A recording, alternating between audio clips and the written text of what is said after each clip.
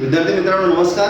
आतापर्यंत आपण rational number पाहिला, इरॅशनल नंबर पाहिला, इरॅशनल नंबर लाईनवर प्लॉट केला. आता आपल्याला आज एक मिक्स नंबर बद्दल चर्चा करायची आहे. So what is that mix number? So मी लिहितोय it is nth root of A, that means a raise to 1 by n. आता हा जो nth रूट ऑफ ए आहे यामध्ये n is integer, a is rational number आणि हा जो nth रूट ऑफ ए आहे दॅट इज इरॅशनल नंबर.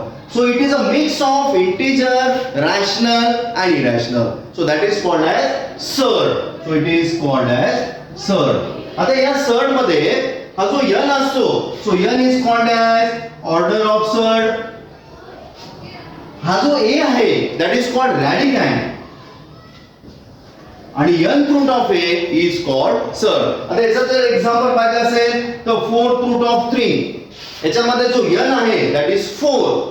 जो रॅडिकँट आहे दॅट इज 3 आणि मला असं लिहिता येतं 3 raise to 1 by 4 that is denoted by 4 root of 3. Okay, so this is a surd. आता या सर्ड मध्ये आपल्याला काही एक्झाम्पल लिहितो मी.